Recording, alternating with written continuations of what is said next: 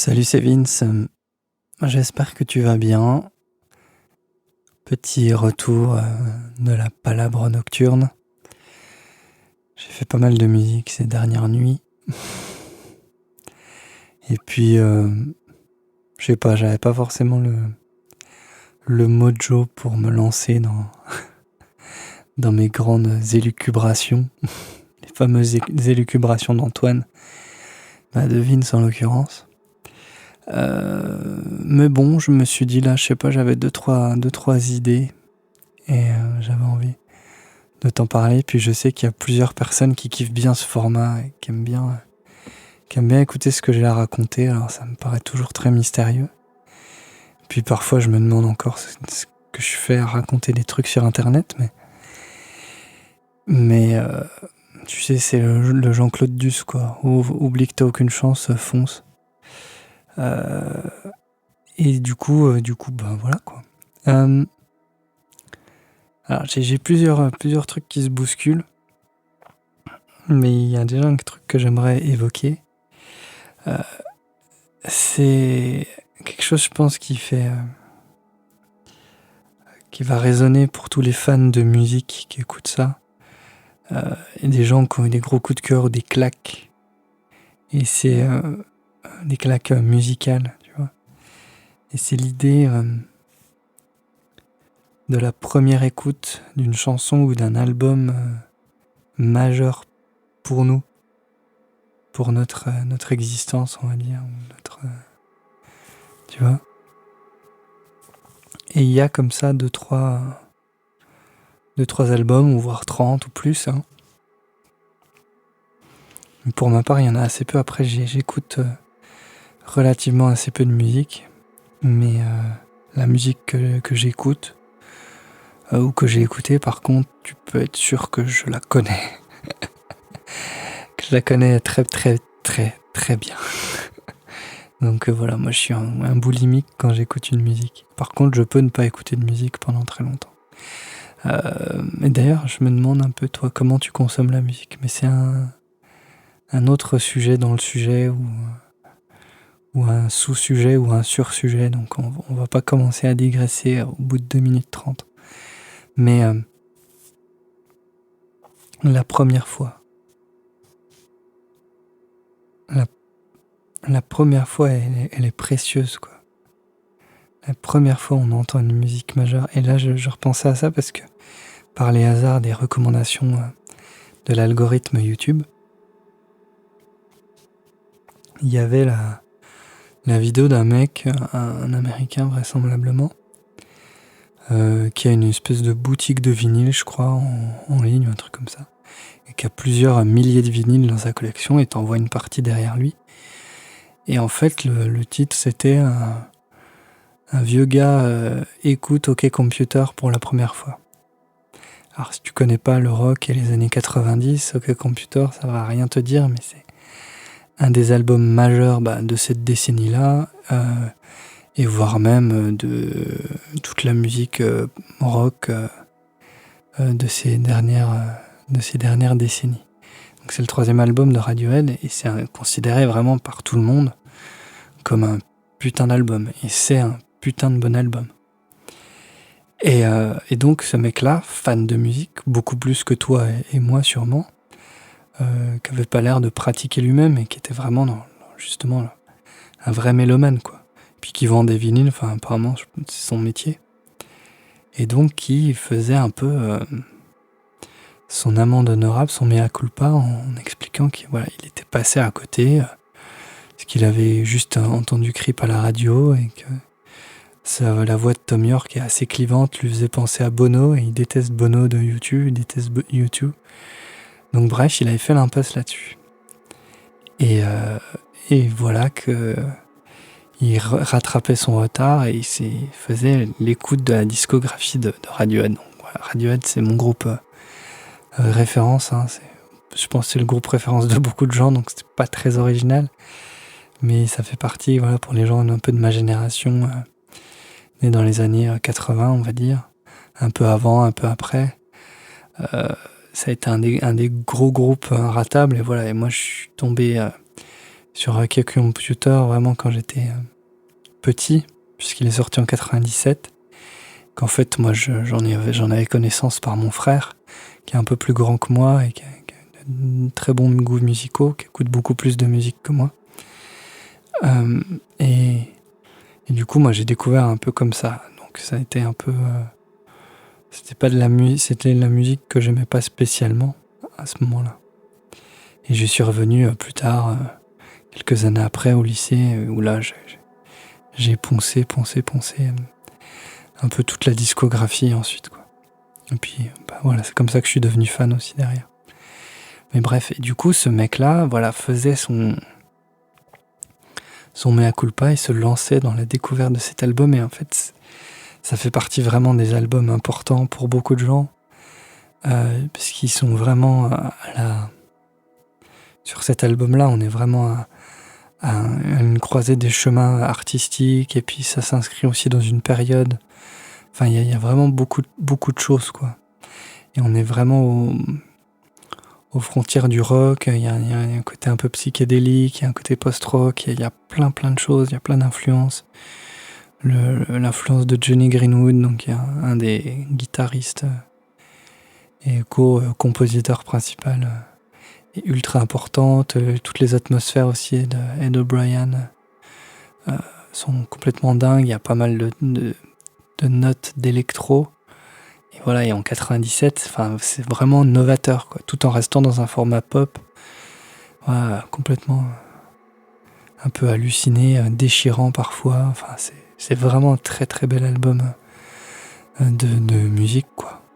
C'est vraiment, ça fait partie des albums qu'il faudrait avoir écouté, je crois. Et donc tu vois ce mec-là avec ses milliers de vinyles derrière lui qui fait l'expérience en direct. Alors j'ai pas tout regardé, mais parce que j'étais frustré d'avoir le son de son vinyle en stream, enfin en replay machin, et le son était un peu dégueulasse. Et du coup voilà, tu le voyais un peu petit à petit se décomposer sur certains titres et évoquer un peu son expérience. Et je trouvais ça assez chouette d'avoir ce gros barbu américain et qui t'expliquait un peu son ressenti au fur et à mesure et qui comprenait en fait ce qu'il n'avait pas pris la peine de comprendre ou ce qu'il n'avait pas eu le temps ou pas découvert avant, tu vois. Le fait qu'effectivement en fait ce dont tous ses potes zikos ou mélomanes autour de lui parlaient à propos de ce groupe, il venait de comprendre que c'était quand même un putain de bon groupe de zik et que c'était pas juste un tube à la radio qui tourne en boucle, mais qu'au contraire c'est un groupe majeur de ces 30 dernières années, quoi. Très très important et qui a fait du bien à beaucoup de gens et qui a inspiré des carrières de musiciens. Moi c'est le cas pour moi, hein. Je vais pas me voiler la face. Je pense que ça fait partie des Thom Yorke et Radiohead, de mes influences et de mes inspirations pour faire de la musique et pour nourrir mon rêve de musique, tu vois. Parce qu'on nourrit tous notre rêve de musique, d'amour, gloire et beauté, entre guillemets. Enfin, tous. Pas forcément tous. Ou en tout cas, on se l'avoue pas forcément tous. Mais moi, quand il m'arrive de l'avouer, je sais notamment que ça vient de là. En grande partie. Et puis quand même, c'est cette qualité de musique qui met la barre très très haut. Très très haute. Surtout pour un groupe qui se renouvelle d'un album à l'autre et qui essaie de pas faire les mêmes choses. Voilà, même s'il y a toujours une espèce de ligne directrice, mais ouais, ça. Moi, je sais que voilà, c'est à l'origine cet album-là, puis Amnesiac surtout, qui est vraiment sûrement un des albums que j'ai le plus écouté, qui est le 5e album, qui est sorti juste après Kid A, qui est en fait Kid A Amnesiac, c'est un espèce de double album en fait, mais ils ont sorti 2 albums. Comment dire, voilà, moi je sais que c'est des albums qui m'ont marqué, qui m'ont bouleversé, vraiment, quoi. Et du coup, cette première fois, tu vois, la première fois où t'entends certaines chansons très fortes, ou en tout cas qui toi te causent, quoi, direct, et te perce en plein cœur d'un coup, tu vois, juste avec un bon mot ou le bon accord à un moment, ou un petit frottement, un petit grincement, un truc. Et d'un coup, tu sais, t'as les poils sur les bras et toute ta colonne vertébrale qui s'étire un peu, et t'as une espèce de truc comme ça, de frisson auditif et qui est proche de l'expérience mystique, je pense. Parce qu'on est touché comme ça en plein cœur, quoi. Et ça, c'est un truc, je pense que en tant que musicien, il faut y prêter attention, parce que la musique, notre musique à nous, celle qu'on fait nous, on va aussi la proposer aux gens. Et alors évidemment, c'est très prétentieux de se mettre au niveau de Radiohead, et c'est pas du tout mon intention. Ce serait malvenu. N'empêche que cette expérience-là, d'autres gens vont la faire avec ta musique. Ils vont se prendre ta musique dans la face pour la première fois à un moment donné, que ce soit en concert, que ce soit en partageant un titre, un machin, avec, je sais pas, sur les réseaux, que sais-je, tu vois bien le genre. Ils vont faire l'expérience comme ça. Je suis en train de régler en même temps mon préamp, je m'amuse un peu. Hein. J'ai un super joujou, donc tu m'excuses si je m'en sers. Et le son est quand même bien plus quali, quoi. Bref. Toi aussi, tu vas proposer cette expérience de la découverte de ta musique. Et peut-être que, je sais pas si ça t'est arrivé, mais moi j'ai fait quelques concerts dans ma vie, pas tant que ça, peut-être. J'en sais rien, 150 peut-être. Je les avais comptés une fois, mais je me souviens plus. C'était entre 150 et un peu moins de 200, mais plus proche des 150. Et avec différents groupes, 2 principalement, mais... Et plusieurs fois, dans ces 2 groupes qui n'ont rien à voir, y a des gens qui sont venus nous parler à la fin, ou me parler, et certains étaient vraiment bouleversés, quoi. Soit parce qu'ils avaient passé un super moment, machin, que c'était cool, ou que c'était drôle, ou que c'était touchant, ou que sais-je. Et soit parce que vraiment la musique les avait transpercés, ou quoi. Et venaient comme ça, hyper enthousiastes. Ils comprenaient pas que tu jouais dans un bar miteux, ou je sais pas quoi, tu vois. Et genre, ils te font plein d'encouragements, plein de compliments, etc. Et du coup, c'est flatteur, ça aide aussi à avancer, mais parce que forcément, quand t'as aucune reconnaissance de tes pairs, de l'industrie, que tu te prends que des portes au nez, et que voilà, que ça n'avance pas forcément comme tu l'espérais, c'est aussi grâce à ces retours-là que finalement tu tiens aussi le cap, quoi. Et c'est important de les recevoir, je pense. Et du coup, il y avait vraiment des gens qui avaient été touchés de plein fouet par ce qu'on pouvait proposer, notamment en concert, quoi. Et d'autres gens qui aimaient pas, ça c'est normal, hein, et c'est la plupart des gens qui aiment pas, de toute façon ils viennent pas te le dire, ils ont autre chose à foutre. Je sais pas toi, mais si tu as un concert et que tu tombes sur un groupe que tu aimes pas, tu vas pas aller les pourrir, quoi, j'espère.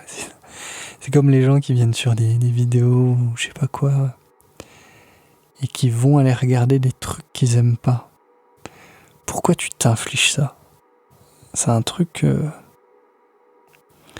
Alors parfois, t'arrives par hasard, par exemple sur une vidéo ou sur un partage d'un truc, t'as un peu cliqué par curiosité ou que sais-je, mais la plupart du temps, tu sais à peu près où la porte que tu ouvres, tu vois. Du coup, moi, ça me dépasse, les gens comme ça qui vont aller s'infliger un truc qu'ils aiment pas, et puis pour le commenter, le descendre, c'est une telle débauche d'énergie pour vraiment rien. Parce que autant c'est important de soutenir les projets auxquels tu crois, et qu'ils soient musicaux ou autres, hein, les idées auxquelles tu crois, autant réfuter l'autre et la proposition de l'autre juste pour le plaisir de le réfuter, même pas dans un débat rhétorique ou quoi, hein. Et juste parce que tu estimes que c'est de la merde, je sais pas. C'est un truc vraiment, ça me dépasse. Et bref, et du coup, ouais, je pense qu'il faut garder en tête que on a des exigences, nous, en tant que musiciens, parce qu'on a des références en tête.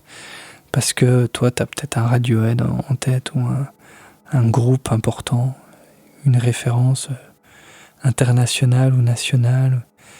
Voilà, avec peut-être, je sais pas, les grands auteurs, que ce soit les paroliers de chansons, ou je sais rien, tu vois, dans l'écriture. Voilà, on a tous des références de dingue parce qu'il y a plein d'artistes de dingue qui ont parcouru cette planète, vu que l'art fait partie de l'homme et qu'il n'y a pas d'art sans homme. Bon, c'est un autre débat, mais est-ce que les animaux, par exemple, qui font des super beaux trucs, parce que certains animaux font des très beaux trucs. Genre, il y a des poissons qui font des nids, on dirait des espèces de kaléidoscopes et tout, c'est super bien fait. Des oiseaux aussi qui font des trucs, genre il y a des oiseaux qui passent des jours à nettoyer un espèce de spot, mais genre grand, tu vois, le spot plusieurs mètres carrés, et il n'y a rien qui dépasse et tout est cleané de ouf, tu vois, juste pour pouvoir attirer une femelle, tu vois. Bref, mais c'est pas de l'art, tu vois. Ils font ça parce qu'ils en ont pas le choix, c'est dans leur logiciel et ils vont pas choisir un beau jour de faire autre chose, tu vois. Du coup, ok, on va faire peindre un chimpanzé ou un éléphant, machin. Mais si on lui a pas montré avant ou s'il l'a pas observé avant, il y a peu de chances pour qu'il se mette au dessin, quoi. Bref, j'ai fait une grosse digression. Mais du coup, l'art et l'homme donc sont indissociables. Et toi, en tant qu'artiste, en tant que musicien, tu fais partie de ça aussi. Tu t'inscris là-dedans et en fait, tu as ce pouvoir-là, le pouvoir de toucher quelqu'un. Et c'est pour ça aussi que tu fais de la musique, je pense. Pour pouvoir toucher les autres, si possible, beaucoup de gens. Mais c'est déjà cool si t'en touches 10, 100 personnes, tu vois.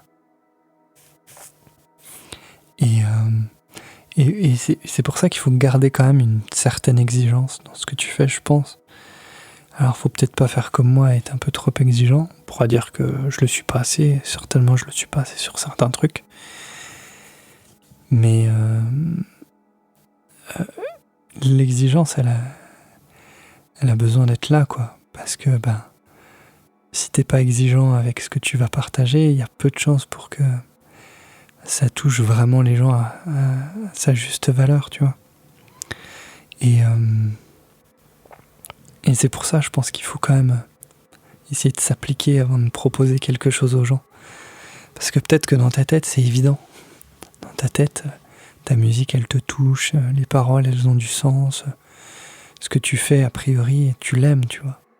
Et du coup, t'es le premier fan de ta musique. J'ose espérer.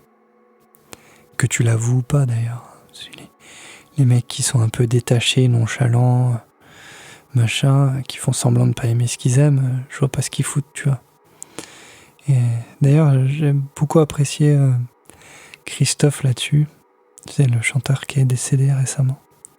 D'ailleurs, qui était moins chanteur que Zikos, mais bon. Et c'est un mec, quand même, qui a jamais renié tous ces tubes, même kitschouille, etc., des années 60 et au-delà, et qui a jamais renié aucune chanson et qui les chantait toujours avec plaisir, tu vois, des années 50 ans plus tard, tu vois, quasiment. Et moi, je trouve ça assez admirable, quoi, de pas se renier et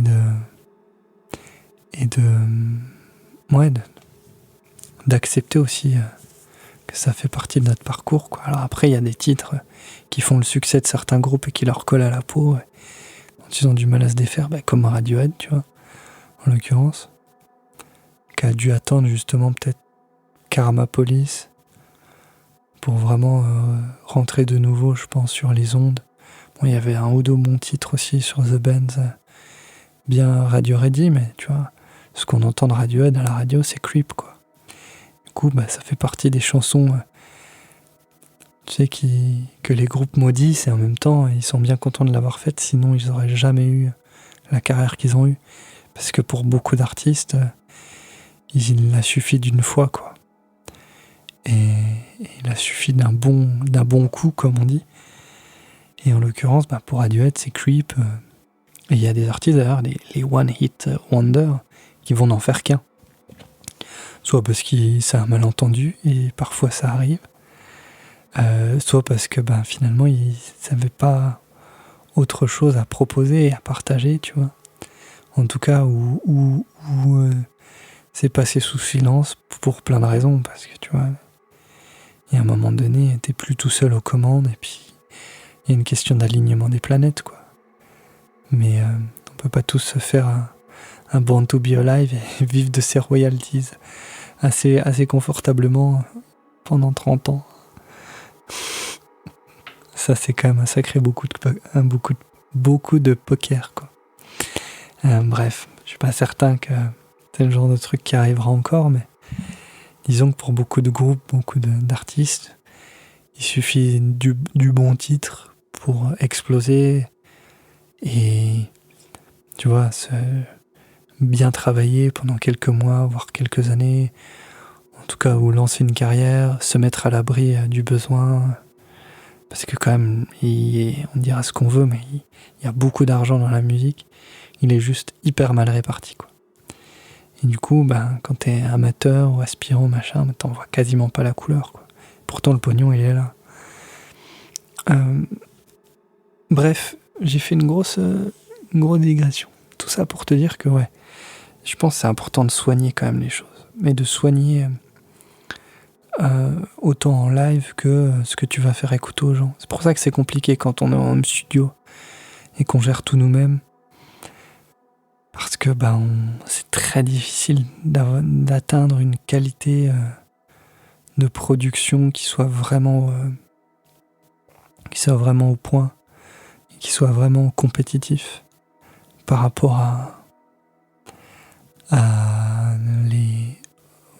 au reste des productions, quoi. Parce que voilà, la chaîne audio d'un studio, je le vois bien là avec une tranche de console professionnelle pour mes titres, c'est juste le jour et la nuit, quoi. Ça n'a rien à voir en termes de son. Le son est beaucoup plus riche, c'est démentiel. Et les titres, notamment les prises de voix, qui sont toujours une galère pour moi et pour beaucoup de gens, en l'occurrence, c'est beaucoup plus simple parce que le son est de bien meilleure qualité tout de suite, en fait. Et du coup, le truc est déjà à moitié mixé. Et donc, si tu multiplies ça dans des vraies conditions, effectivement, c'est plus simple.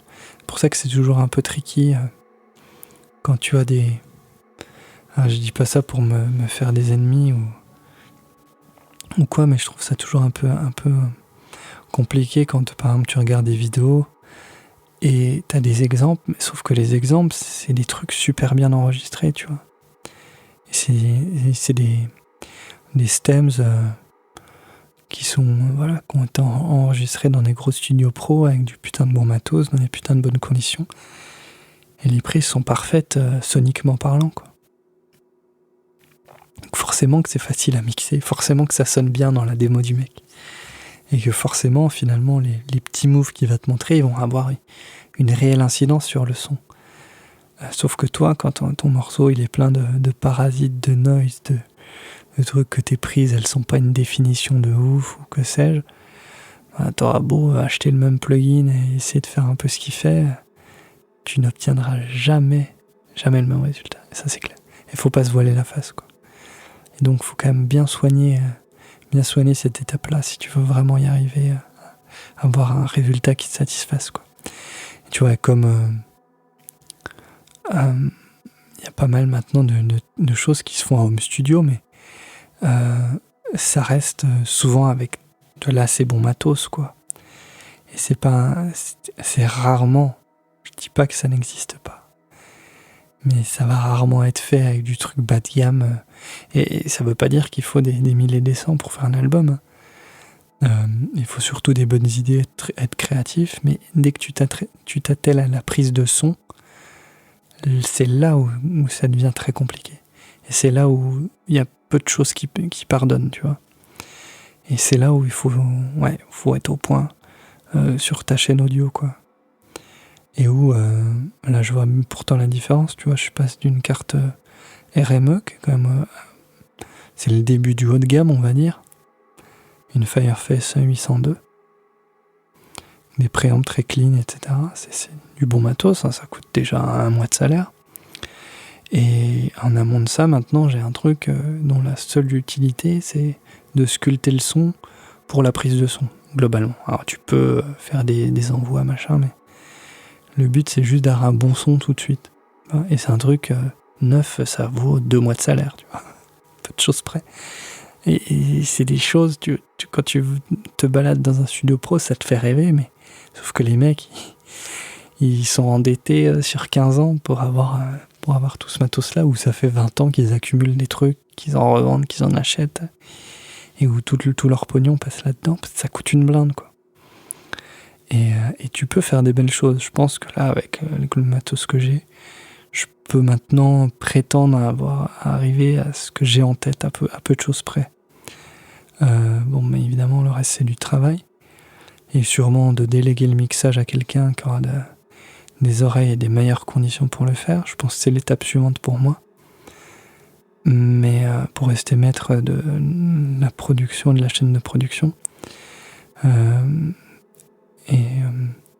rester quand même indépendant dans ma production. Mais je pense qu'il y a un moment, voilà, il faut aussi se donner, entre guillemets, les moyens de ses ambitions, qu'elles soient d'ailleurs professionnelles ou juste pour le plaisir, quoi.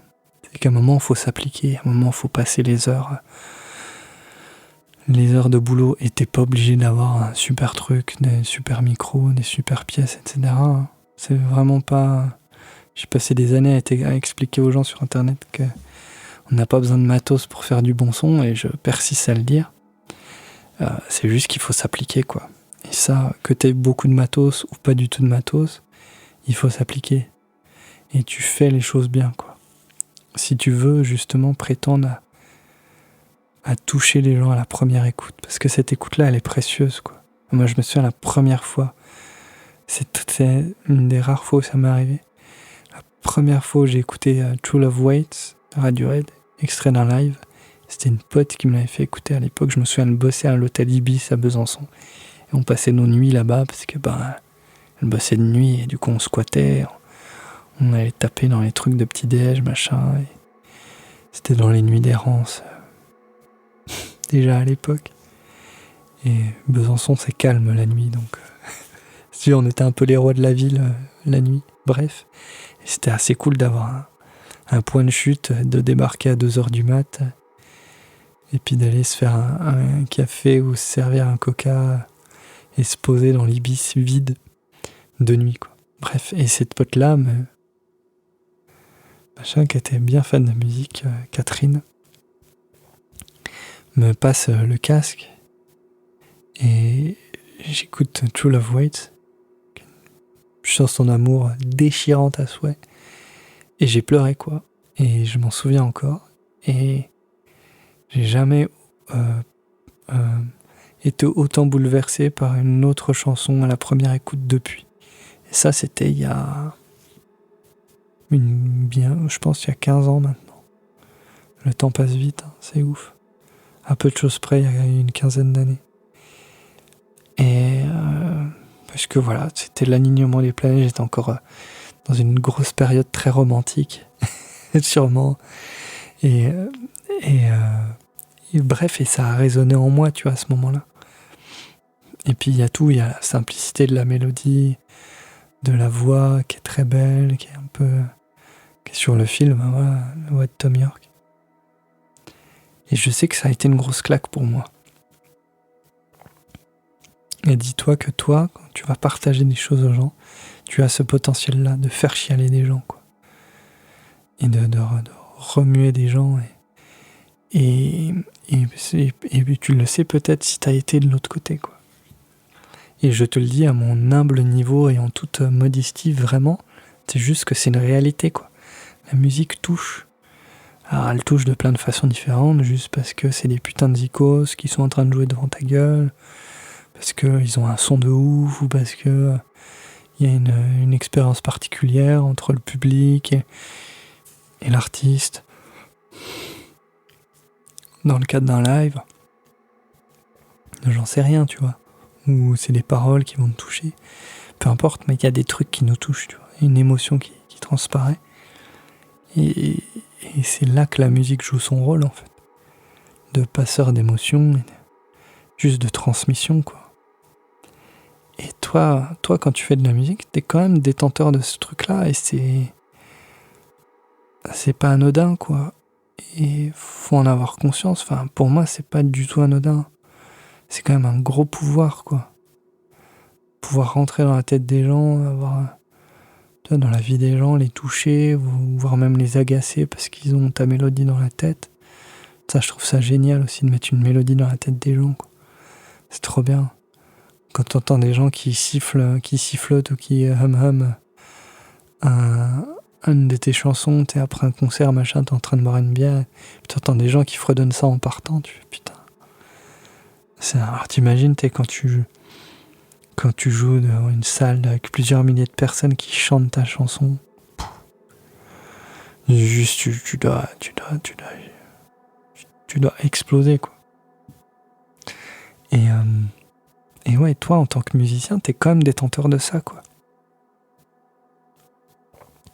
T'es détenteur de cette mission, entre guillemets, tu vois. Et je pense qu'un instrumentiste en a conscience, un interprète, j'entends.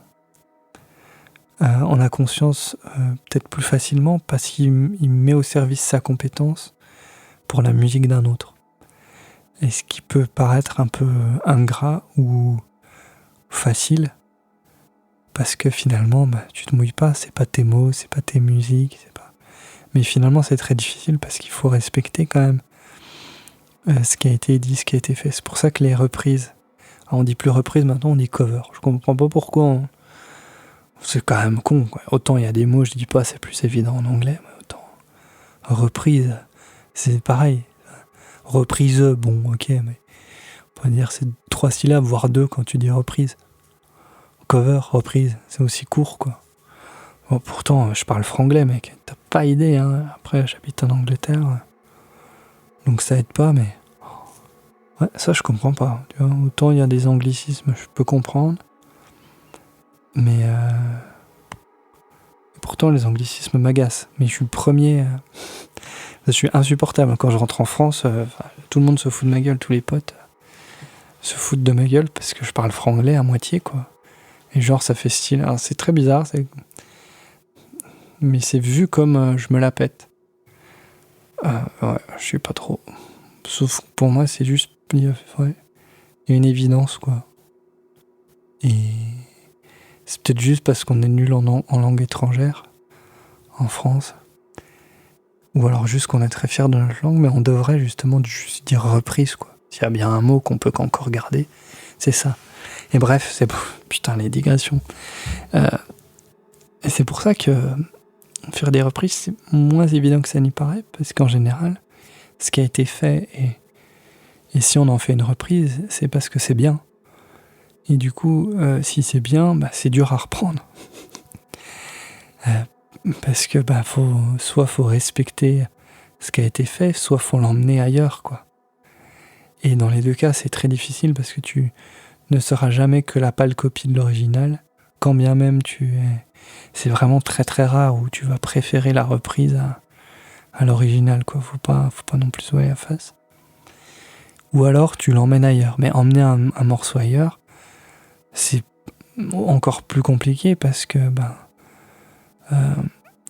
quelle légitimité on a finalement à s'approprier la musique de l'autre, tu vois. En tout cas, c'est ce qu'on pourrait se dire. Après, je pense que c'est juste on se met des barrières, tu vois. Et la musique n'a pas de limite et on devrait se sentir libre d'en faire ce qu'on veut. Et de la prendre, de la détruire, de la retourner, de la repeindre, tu vois. Peu importe, mais on ne devrait pas avoir peur de ça, mais en même temps, il y a quand même le respect de l'œuvre, quoi.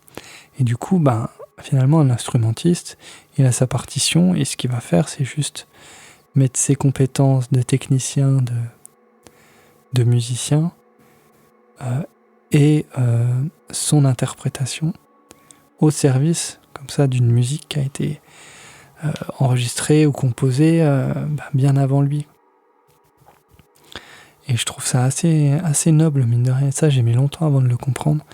Pourtant, je fais assez peu de reprises, mais je commence à m'y mettre là. Puis, faut pas se voiler la face. De nos jours, si tu veux te faire connaître, faut chanter les chansons des autres, parce que personne n'a envie d'écouter tes chansons inconnues, en fait. C'est triste à dire, ça, c'est un autre débat, quoi. Mais c'est vrai que on peut l'avoir d'ailleurs. Est-ce qu'il faut nécessairement passer par la reprise, la cover, pour se faire connaître? Moi, ce qui me fait halluciner, c'est qu'en fait,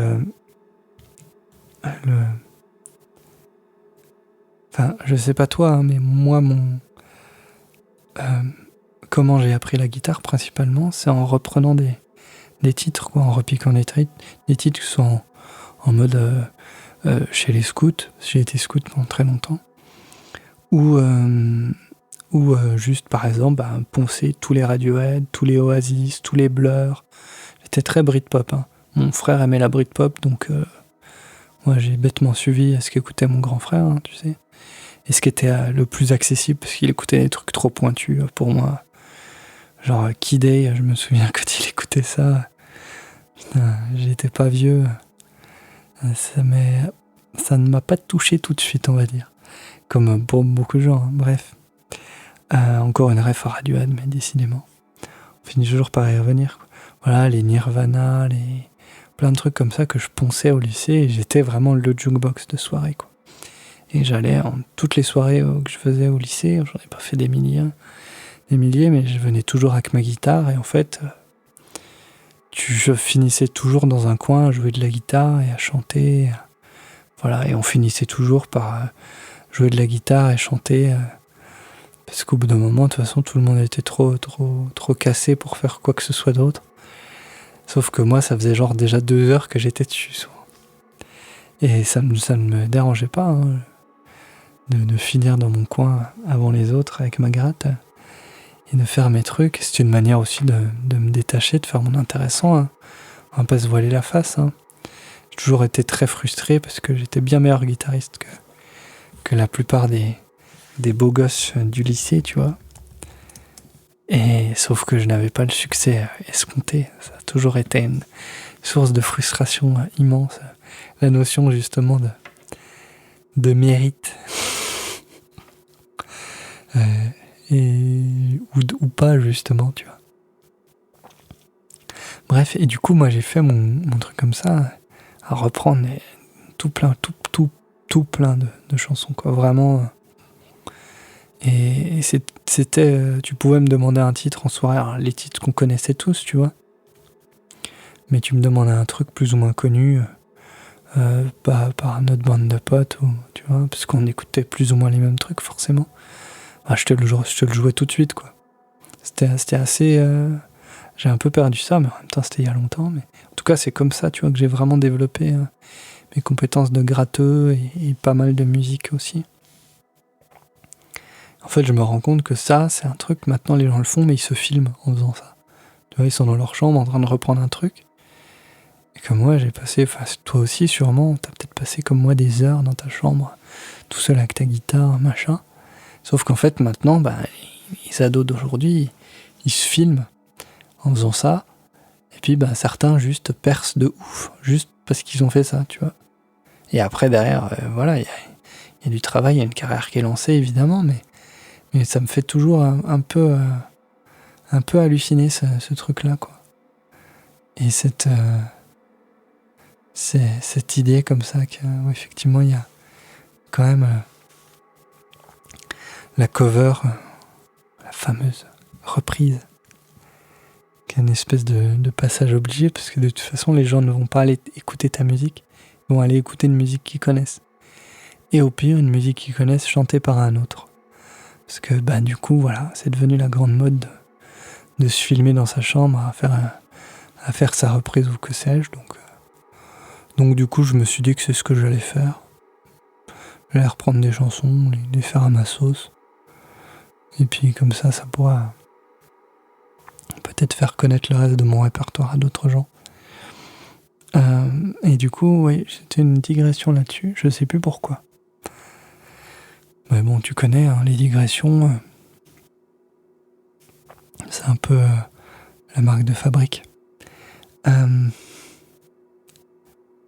Mais ouais, c'est pour ça que c'est compliqué de reprendre justement la musique d'un autre, quoi. Parce qu'il faut la respecter.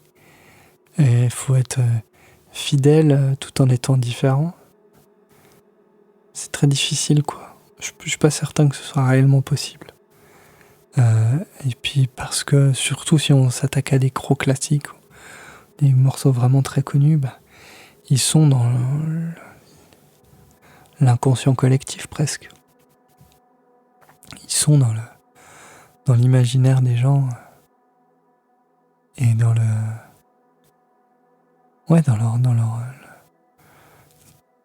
leur vie, quoi. Ça fait partie d'eux. Du coup, quand tu viens croquer là-dedans, ça peut être malvenu, quoi. Donc ouais, c'est pas évident. Mais dans tous les cas, ouais, il faut se faire dépositaire de cette première écoute. Parce que tu sais jamais, quoi. Tu vas peut-être mettre une claque à quelqu'un alors que tu t'en doutes mais pas du tout, quoi. Tu vois. Et que toi, t'es en train de faire ton truc, machin, et en fait, la personne, elle va écouter, et boum, quoi, elle va chialer, ou elle va dire, mais c'est génial, elle va plus te lâcher, tu vois. Et c'est aussi comme ça qu'on développe un projet en musique, hein. C'est un fan après l'autre, quoi, une personne après l'autre. Et le overnight success, ça arrive quand même assez rarement, quoi. Tu vois, je parle franglais, putain. Le succès du jour au lendemain, overnight success, c'est plus rapide pour le coup, c'est plus justifié, moi je trouve. Dire cover au lieu de reprise, quoi. Surtout que pour moi, une cover, c'est la pochette d'un album, quoi. C'est la cover de l'album, non? Alors, on dit l'artwork aussi. Mais bon, bref.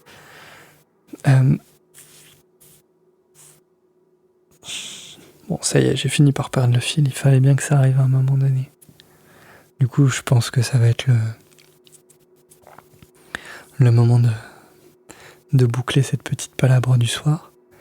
Et juste, voilà, t'inciter quand même à bien faire les choses, juste à la mesure de ce cadeau, en fait, que tu vas peut-être faire à quelqu'un. Tu vas peut-être vraiment lui transmettre une émotion, quoi. Et c'est quand même plus précieux que d'offrir une boîte de chocolat ou que sais-je, même une bagnole, tu vois. Une bagnole, c'est pratique, hein, ou c'est stylé, mais sur l'émotion, moi, que je vais ressentir en écoutant True Love Waits pour la première fois, elle n'a rien à voir alors avec l'émotion que je pourrais avoir. Je sais pas si tu m'offrais une Porsche 911, machin. Ouais, je dis pas que je kifferais pas avoir la bagnole, mais en termes d'émotion, ce qui va vraiment me transpercer le cœur, c'est pas de conduire une belle voiture, quoi. En tout cas pour moi, tu vois. Et je pense que la plupart des humains, on est câblés pour ça, puisqu'on est câblés pour la musique.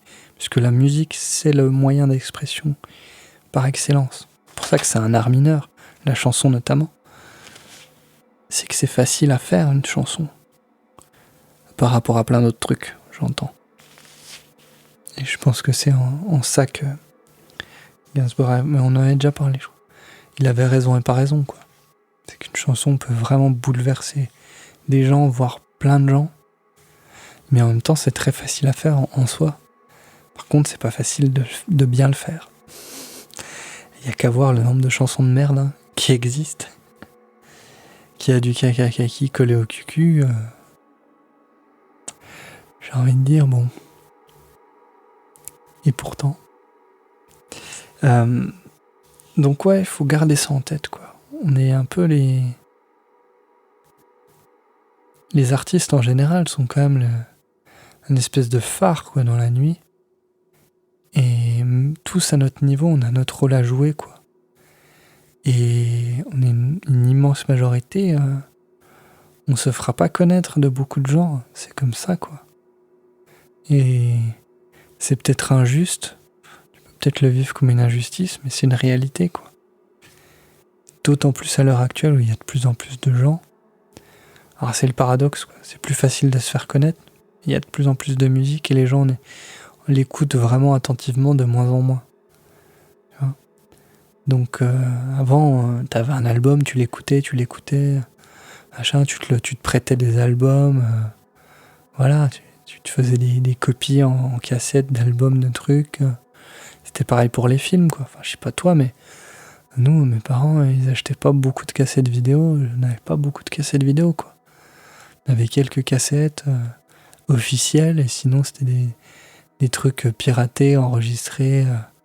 Parce que t'avais des copains à mon père, je crois, ils avaient le magnéto où tu pouvais dupliquer la cassette, où ils en avaient deux, je sais plus ce qu'ils faisaient. Du coup, on avait nos cassettes, c'était ça, c'était des copies, quoi. Et on avait quand même assez peu d'offres à disposition. Du coup, on les regardait en boucle, quoi. Voilà. Et mine de rien, on s'imprégnait aussi de ça. Et la musique, c'est pareil, quoi. On s'imprégnait de ça. Et moi, c'est peut-être ce qui est resté, quoi, le fait que j'écoute finalement peu de choses, mais quand je suis scotché par une chanson, je vais l'écouter 10 fois de suite, tout de suite, sans problème, quoi. Ça va pas me poser de soucis. Et pour les albums, c'est pareil. Et donc, pense à ça, quoi. Pense que tu vas peut-être être le dépositaire, comme ça, du prochain frisson de la personne qui va écouter ta musique, quoi. Et sois prêt à recevoir ça, hein, à recevoir ce compliment-là, parfois inattendu, qui m'est arrivé de recevoir. On me dit putain, mais c'est vachement bien en fait ce que tu fais. Ok, cool, parce que c'est quand même ce que j'aimerais que beaucoup de gens pensent. Donc si toi tu le penses, c'est que je suis sur la bonne voie et qu'en tout cas ce que j'ai envie de partager touche, tu vois. Et c'est ça qu'il faut que tu te dises. Même si, encore une fois, hein, voilà, il y a beaucoup d'appelés, peu d'élus. Hein. C'est comme ça, et puis encore moins pour durer, quoi. Je pense qu'il y a toujours moyen de faire un coup ou deux, mais durer, c'est compliqué. Hein. Mais c'est encore un autre débat qu'on va pas avoir ce soir, parce qu'il est déjà trop tard, et puis c'est pas le sujet, c'est pas l'endroit. Parce qu'on va encore dire que je parle de musique business, et trucs comme ça. Il y a des gens qui aiment pas ça. On a tendance à oublier qu'on vit sur une planète matérielle en 3 dimensions et que le principal outil d'échange, ça s'appelle l'argent. C'est toujours compliqué à faire entrer dans la tête de musiciens notamment qui sont soi-disant un peu anti-système et tout, alors qu'ils sont complètement dedans, mais ils ne se l'avouent pas. Je le sais très bien, j'étais comme ça avant. Donc c'est dur d'être authentique et d'assumer à 100%. Et ouais, c'est un vrai travail, hein. C'est un work in progress. Là, pour le coup, je trouve aussi que work in progress, c'est assez justifié comme anglicisme. Donc voilà, j'avais envie de conclure du coup cette palabre avec du coup une reprise que j'ai faite juste avant, là, 1 heure avant d'enregistrer. Je me suis dit que j'allais faire des petites séries comme ça de reprises un peu à ma sauce, de chansons que vraiment j'aime beaucoup. Et celle-ci, c'est une chanson de William Sheller, Un homme heureux. Ça doit être sa chanson la plus connue, qui est juste un piano-voix sublime, avec c'est très beau, quoi.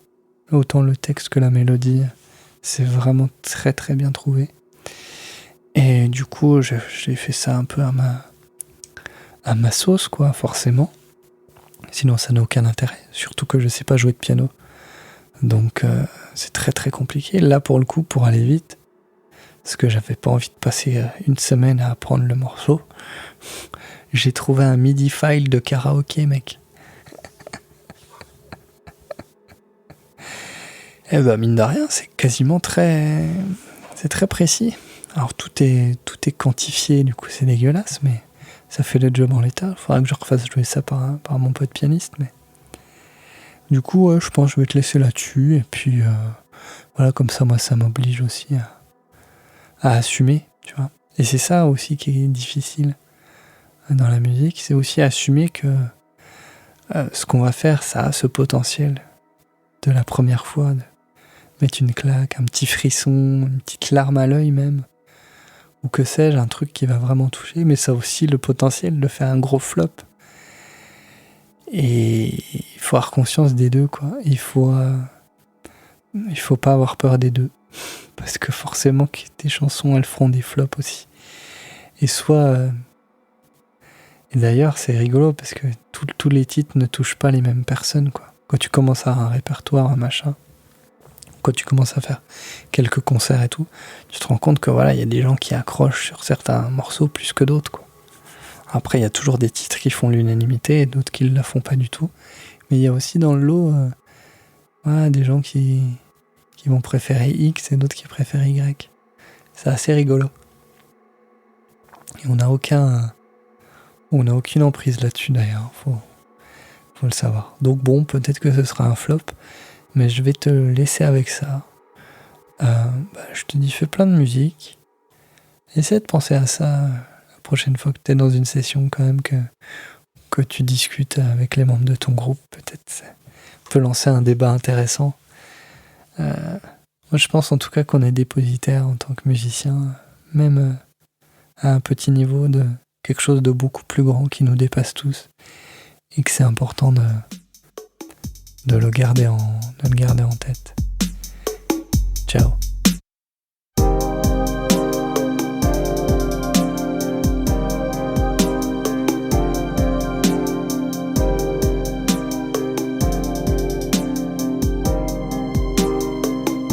Pourquoi les gens qui s'aiment sont-ils toujours un peu les mêmes? Ils ont quand ils s'en viennent le même regard, d'un seul désir pour deux. Ce sont des gens heureux.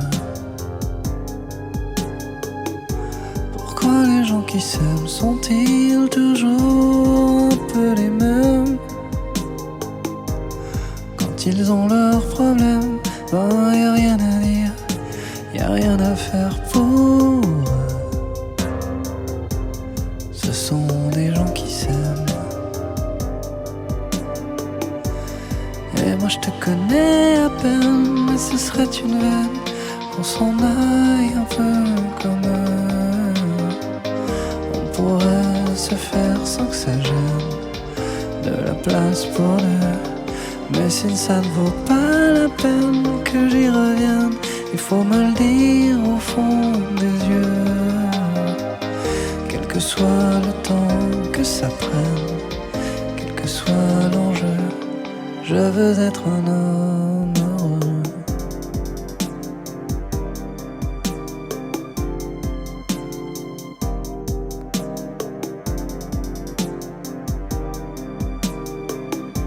Pourquoi les gens qui s'aiment sont-ils toujours un peu rebelles? Ils ont un monde à eux que rien n'oblige à ressembler à ceux qu'on nous donne en modèle.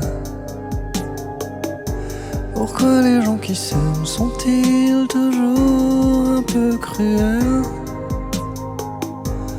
Quand ils vous parlent d'eux, y a quelque chose qui vous éloigne un peu. Ce sont des choses humaines. Mais moi je te connais à peine, mais ce serait une veine qu'on s'en aille un peu commun.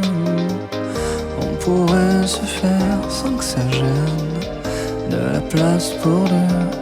Mais si ça ne vaut pas la peine que j'y revienne, il faut me le dire au fond des yeux. Quel que soit le temps que ça prenne, quel que soit l'enjeu, je veux être un homme heureux. Je veux être un homme heureux. Je veux être un homme heureux. Un homme heureux. Je veux être un homme